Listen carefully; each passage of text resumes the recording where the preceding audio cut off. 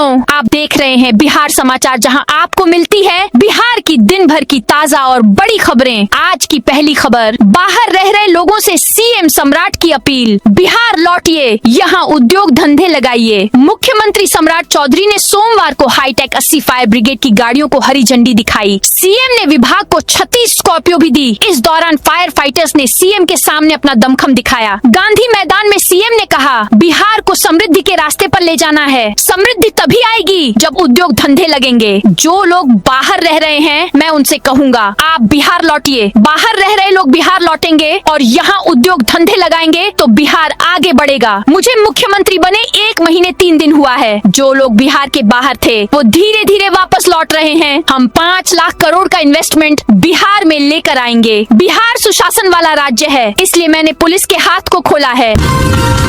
पटना में स्कूल शिक्षक को गोली मारने वाले का एनकाउंटर। पटना में एक शिक्षक से लूटपाट और गोलीबारी के मामले में पुलिस ने 2 अपराधियों को मुठभेड़ के बाद गिरफ्तार किया है। इस दौरान एक अपराधी घायल हो गया, जबकि दूसरे को हिरासत में लिया गया। घायल अपराधी का इलाज अस्पताल में चल रहा है। बिहार में 21 मई से जमीन रजिस्ट्री का नया रूल होगा लागू। बिहार में जमीन रजिस्ट्री के नियम अब बदलने वाले हैं। बिहार सरकार की ओर से जारी गाइडलाइन के मुताबिक 21 मई को नया नियम लागू कर दिया जाएगा। जमीन की खरीद बिक्री में पारदर्शिता के लिए नया नियम लाया जा रहा है। बताया जा रहा है कि इस नई व्यवस्था से सबसे ज्यादा फायदा जमीन खरीदने वाले को हो सकेगा। जमीन की रजिस्ट्री से पहले ही सभी जानकारियाँ मिल सकेंगी। भीषण गर्मी के बीच ककोलत वाटरफॉल में उमड़ी भीड़। बिहार में फिर से गर्मी बढ़ गई है। प्रदेश के 9 जिलों का तापमान 40 डिग्री के पार चला गया है। रोहतास में रविवार को पारा 44 डिग्री सेल्सियस के करीब दर्ज किया गया है, जबकि बक्सर, कैमूर और शेखपुरा का तापमान 42 डिग्री से ज्यादा रहा। मौसम विभाग के मुताबिक अगले 5 दिनों तक पटना समेत राज्य के अधिकांश हिस्सों में मौसम मुख्य रूप से साफ रहेगा। आसमान साफ रहने और तेज धूप निकलने के कारण तापमान में लगातार बढ़ोतरी होगी। इधर नवादा के ककोलत वाटरफॉल में भीषण गर्मी के कारण भारी भीड़ उमड़ रही है। ठंडे पानी में नहाने के लिए आ रहे पर्यटकों और स्थानीय लोगों की संख्या इतनी अधिक है कि कुंड इलाके में पैर रखने की जगह नहीं बची है। घर बनाना महंगा हो रहा, जमीन का सर्किल रेट बढ़ा। सरकार आपसे 16,500 करोड़ वसूलने जा रही है। बालू की कीमत बढ़ने से घर बनाना महंगा हो गया है। जमीन का सर्किल रेट भी 3 से 4 गुना बढ़ने जा रहा है। अब सम्राट सरकार ने 8 साल पहले के नीतीश कुमार के फैसले को पलटते हुए स्टेट हाईवे पर भी टोल टैक्स वसूलना शुरू करने का फैसला किया है। यह सब मुफ्त बिजली जीविका दीदियों को 2 लाख रुपए, 60 साल से अधिक उम्र के लोगों को 1,100 रुपए महीने पेंशन जैसी कल्याणकारी योजनाओं पर खर्च के लिए पैसे जुटाने को किया जा रहा है।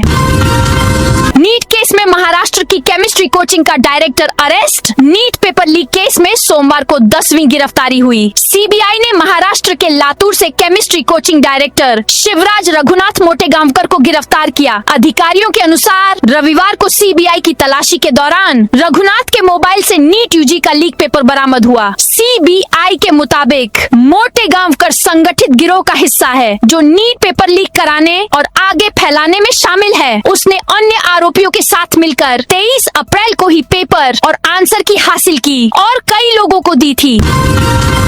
बिहार को गौतम अदानी की सौगात आंखों के इलाज के लिए देंगे 150 करोड़ रुपए। अदानी समूह के चेयरमैन गौतम अदानी ने बिहार में ग्रामीण नेत्र स्वास्थ्य सेवाओं को मजबूत करने के लिए 150 करोड़ रुपए की बड़ी पहल की शुरुआत की है। मस्तिष्क में आयोजित भूमि पूजन कार्यक्रम में उन्होंने कहा कि सेवा ही साधना है, केवल नारा नहीं बल्कि समाज के प्रति उनकी प्रतिबद्धता है।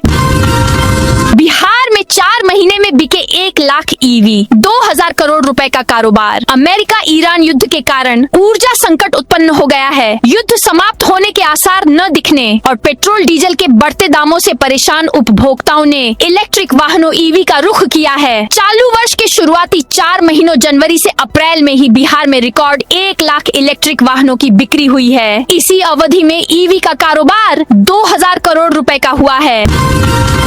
बिहार में 328 योजनाओं के 49,000 करोड़ सीधे खातों में। हर नई व्यवस्था को लेकर हीला हुज्जत का एक दौर सा चलता है। प्रत्यक्ष लाभ अंतरण डीबीटी योजना के साथ भी कुछ ऐसी ही स्थिति रही थी। चूँकि सरकार का स्पष्ट निर्देश था, लिहाजा कोताहियों के लिए गुंजाइश ही नहीं बची। अब नकदी अंतरण की इस व्यवस्था का प्रत्यक्ष लाभ दिखने लगा है। इसने बिचौलियों की भूमिका लगभग समाप्त सी कर दी है। परिणाम स्वरूप अब जन कल्याणकारी योजनाओं की पूरी रकम लाभुकों को मिल रही।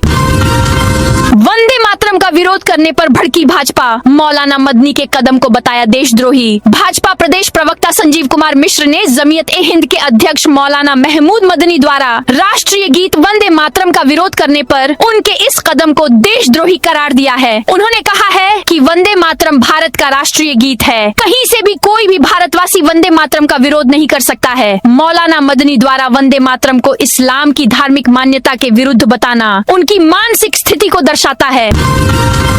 जीतन राम मांझी की समधन के काफिले पर हमला। गया जी के मोहनपुर प्रखंड में 12 चट्टी विधायक ज्योति मांझी के काफिले पर हमले का मामला सामने आया है। विधायक ने आरोप लगाया है कि काफिले को सुनियोजित तरीके से रोका गया। इसके बाद हमको और हमारे सुरक्षा कर्मियों के साथ हाथापाई की गई। इस मामले में विधायक ने मोहनपुर थाने में शिकायत दर्ज कराई है। नीट 2026 उज्जवल सॉल्वर गैंग चलाता था, अवधेश कस्टमर लाता। नीट परीक्षा में सॉल्वर बैठाने के मामले में नालंदा और मुजफ्फरपुर पुलिस ने अब तक 7 लोगों को गिरफ्तार किया है। वहीं फरार मास्टरमाइंड उज्जवल कुमार की तलाश में पुलिस छापेमारी कर रही है। गिरफ्तार 7 आरोपियों में 3 मास्टरमाइंड उज्जवल के साथी हैं, जबकि 4 अन्य नीट परीक्षार्थी थे। नालंदा में 2 मई की देर रात पावापुरी थाने की पुलिस ने 2 लग्जरी गाड़ियों स्कॉर्पियो एन और ब्रेजा से 3 लोगों को गिरफ्तार किया। बिहार के सासाराम में ट्रेन की जनरल बोगी में आग। सासाराम में सासाराम आरा पटना पैसेंजर में सोमवार को अचानक आग लग गई। आग ट्रेन की जनरल बोगी D3 में लगी थी। इसके बाद बोगी से धुआं और लपटें उठने लगी। घटना के समय ट्रेन 6 नंबर प्लेटफॉर्म पर खड़ी थी। आग लगते ही यात्रियों के बीच भगदड़ जैसी स्थिति उत्पन्न हो गई। लोग अपनी जान बचाने के लिए जल्दबाजी में ट्रेन से उतरने लगे। कई यात्री अपना सामान छोड़कर प्लेटफॉर्म की ओर भागे। बिहार में ठप हुए पंचायतों के काम। निलंबन के बाद भी धरने पर बैठे पंचायत सचिव। बिहार राज्य पंचायत सचिव संघ के आह्वान पर गर्दनीबाग धरना स्थल पर महाधरना दे रहे सैकड़ों पंचायत सचिव शनिवार को भी डटे रहे। दूसरे दिन संघ के अध्यक्ष वीरेंद्र कुमार ने निलंबित पंचायत सचिवों को माला पहनाकर उनका सम्मान किया। उन्होंने कहा कि पंचायती राज विभाग ने हड़ताल को कमजोर करने के लिए समस्तीपुर, मधुबनी, दरभंगा, वैशाली, सिवान, गोपालगंज जिला के पंचायत सचिवों को निलंबित किया है। इससे हमारी हड़ताल और मजबूत हुई है। पटना में गर्मी से बचाव के लिए जिला प्रशासन ने 400 जगहों पर शुरू किए प्याऊ। पटना जिले में उमस भरी गर्मी के दुष्प्रभाव से आमजन को बचाने के लिए जिला प्रशासन ने बड़े स्तर पर शुद्ध ठंडे पेयजल की व्यवस्था की है। डीएम डॉक्टर त्यागराजन एसएम के निर्देश पर 17 नगर निकायों व 26 अंचलों के चौराहों, बाजारों व भीड़ भाड़ वाली जगहों पर राहगीरों, रिक्शा चालकों, मजदूरों व दुकानदारों के लिए 400 जगहों पर प्याऊ शुरू कराए गए हैं। बिहार में कोचिंग संस्थानों पर कसेगा शिकंजा। भागलपुर बांका के 496 सेंटरों की अब होगी निगरानी। प्रमंडल के 496 कोचिंग सेंटर पर अब जिला स्तर से निगरानी होगी। इसे लेकर जल्द ही पूरे राज्य में बिहार राज्य कोचिंग संस्थान नियंत्रण एवं विनियमन विधेयक 2026 को लागू करने की तैयारी है। शिक्षा विभाग ने इसका ड्राफ्ट तैयार कर लिया है और इसे सार्वजनिक सुझाव के लिए विभागीय वेबसाइट पर जारी किया गया है।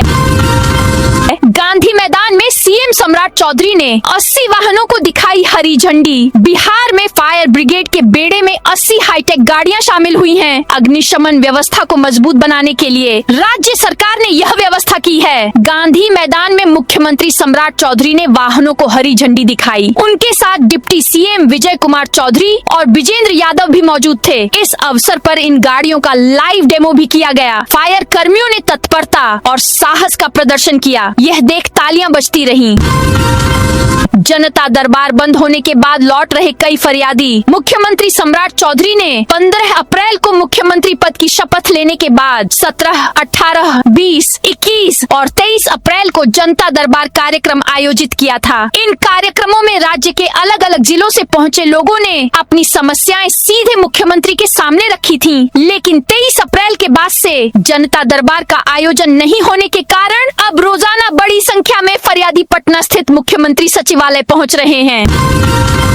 अटल पथ सर्विस लेन पर नहीं चलेंगी गाड़ियां। पटना में मानसून से पहले सीवरेज के काम को पूरा करने के लिए ट्रैफिक व्यवस्था में बदलाव किया गया है। बिहार शहरी आधारभूत संरचना विकास निगम लिमिटेड बुडको द्वारा दीघा कंकड़बाग सीवरेज परियोजना के तहत पाटलिपुत्र अंचल में यातायात व्यवस्था में 12 दिन तक अस्थायी बदलाव किया गया है। आज से 30 मई तक अटल पथ सर्विस लेन और AN कॉलेज से राजीव नगर अंडरपास के समीप स्थित ब्याडा गेट से सामान्य वाहनों की आवाजाही पूरी तरह से प्रतिबंधित रहेगी।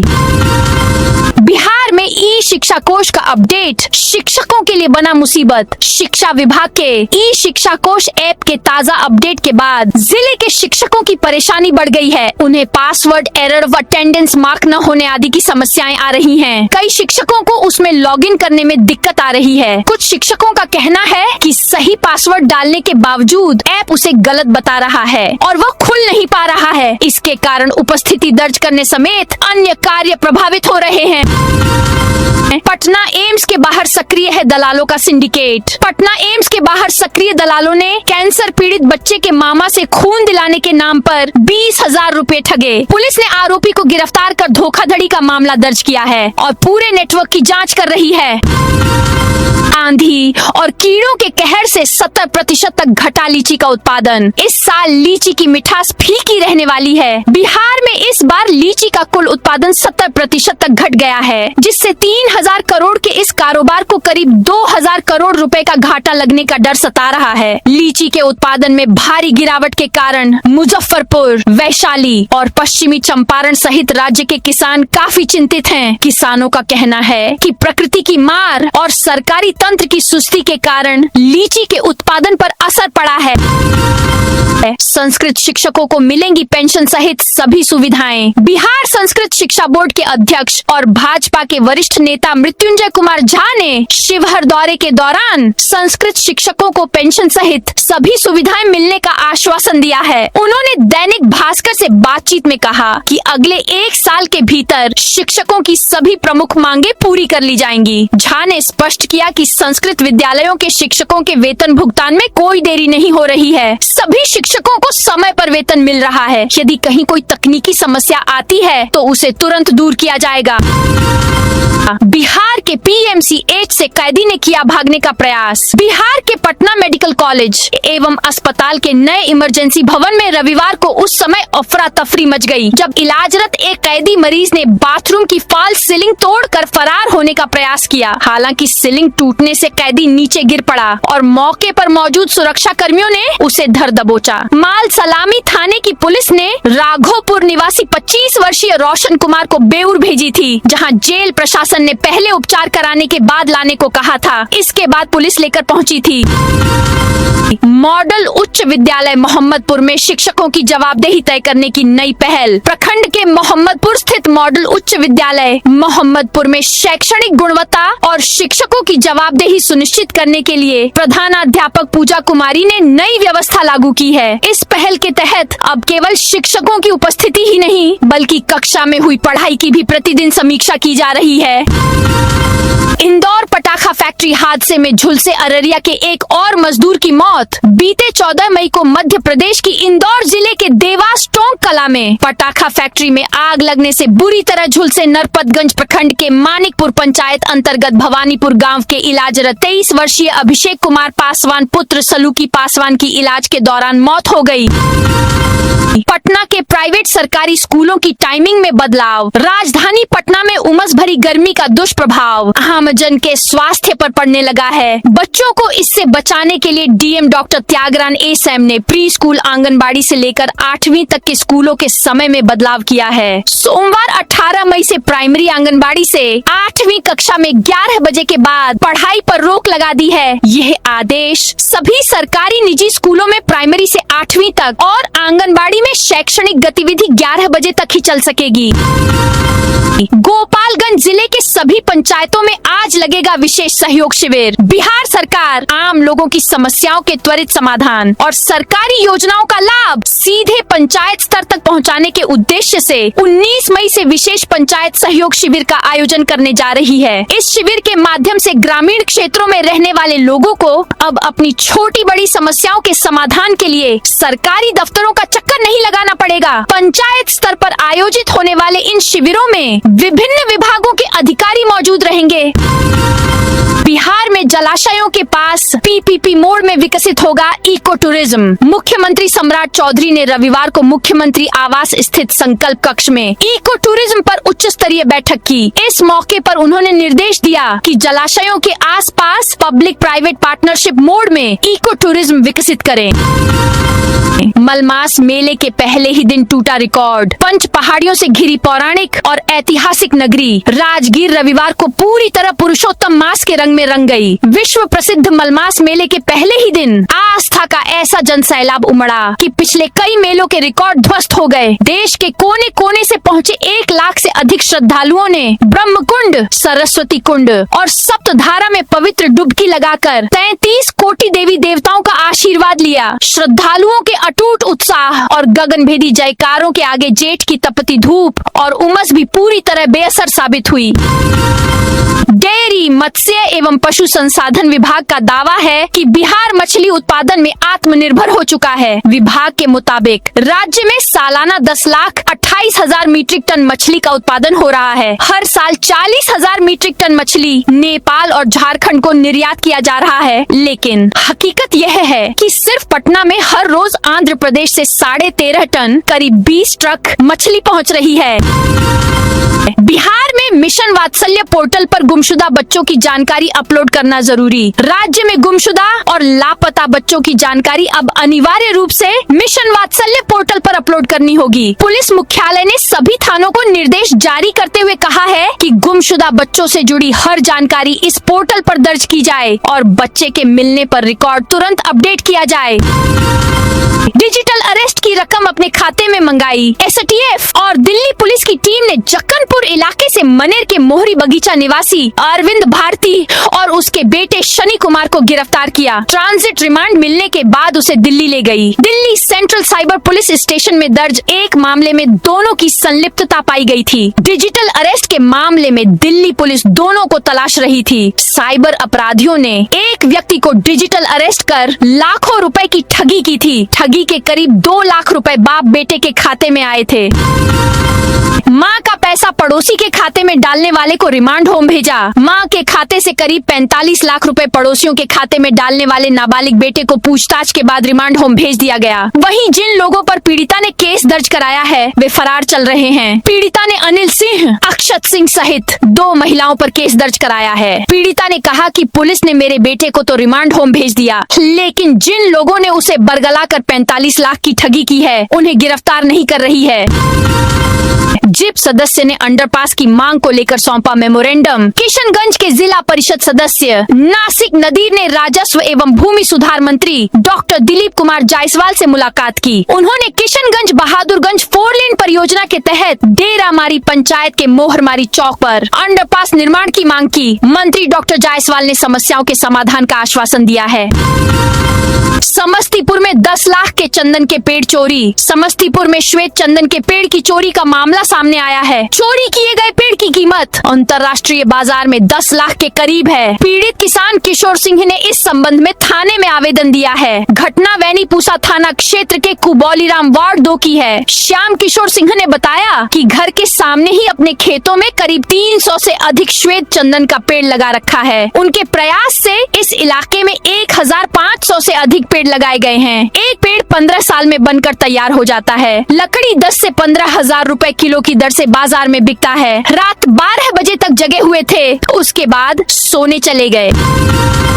शिक्षा व्यवस्था में बड़ा बदलाव। बक्सर के सरकारी स्कूलों पर डिजिटल शिकंजा। बक्सर जिले के सरकारी स्कूलों की शिक्षा व्यवस्था शिक्षकों की उपस्थिति और छात्रों की सहभागिता को बेहतर बनाने के लिए शिक्षा विभाग ने एक बार फिर बड़ा प्रशासनिक कदम उठाया है। अब प्रारंभिक, माध्यमिक और उच्च माध्यमिक विद्यालयों की निगरानी डिजिटल तकनीक आधारित real time best mobile app के माध्यम से की जाएगी। इस प्रणाली के तहत स्कूलों की हर गतिविधि पर सख्त नजर रखी जाएगी और सभी रिपोर्ट ई शिक्षा कोश पोर्टल पर लाइव उपलब्ध रहेगी। पूर्व सांसद आनंद मोहन के बयान ने बिहार की राजनीति में एक बार फिर हलचल मचा दी है। सीतामढ़ी में एक कार्यक्रम के दौरान उन्होंने अपनी सहयोगी पार्टी जनता दल यूनाइटेड जदयू और मुख्यमंत्री नीतीश कुमार पर तीखी टिप्पणी की। उनके इस बयान के बाद राज्य की सियासत में नया विवाद खड़ा हो गया है। आनंद मोहन ने सीतामढ़ी के सांसद देवेश चंद्र ठाकुर पर भी परोक्ष रूप से निशाना साधा। उन्होंने आरोप लगाया कि कुछ लोग मुख्यमंत्री के साथ केवल घूमने और भोजन करने के लिए रहते हैं और वही लोग पार्टी के फैसलों को प्रभावित कर रहे हैं। उन्होंने अपनी बात रखते हुए कहा, आनंद मोहन डरने वाला आदमी नहीं है, शेर काम करता है जबकि बुज़दिल अंजाम से डरता है।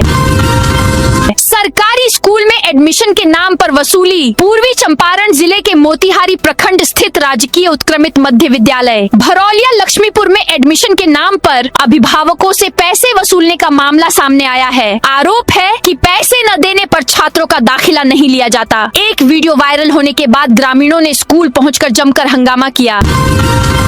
किशनगंज में 3 हाथियों का पहुंचा झुंड। किशनगंज के दिघल बैंक प्रखंड में रविवार शाम करीब 6:30 बजे 3 हाथियों का झुंड धनतोला दिघल बैंक मुख्य सड़क किनारे बांस के झाड़ के पास पहुंच गया। रिहायशी इलाके में हाथियों की लगातार मौजूदगी से सीमावर्ती गांवों के लोग दहशत में हैं। रात करीब 9 बजे तक हाथियों का जमावड़ा गांव में बना रहा और ग्रामीण उन्हें भगाने का प्रयास करते रहे। पटना के मरीन ड्राइव पर नहीं है पर्याप्त शौचालय, पीने का पानी और बैठने की अतिरिक्त व्यवस्था। टना मरीन ड्राइव राजधानी वासियों के लिए पसंदीदा घूमने की जगह बन चुका है। सुबह और शाम यहाँ बड़ी संख्या में लोग वॉक, एक्सरसाइज और परिवार के साथ समय बिताने पहुँचते हैं। छुट्टियों और वीकेंड पर यहाँ और अधिक भीड़ देखने को मिलती है। बिहार के नक्सल प्रभावित गांव से निकलकर अमेरिका तक का सफर। बिहार के सारण जिलांतर्गत पानापुर प्रखंड स्थित एक छोटे से गांव पकड़ी नारोतम, जो कभी नक्सल प्रभावित क्षेत्र के रूप में जाना जाता था, लेकिन आज उसी गांव के लाल नीरज कुमार सिंह ने अंतर्राष्ट्रीय स्तर पर सफलता का परचम लहराकर पूरे बिहार का मान और सम्मान बढ़ाया है।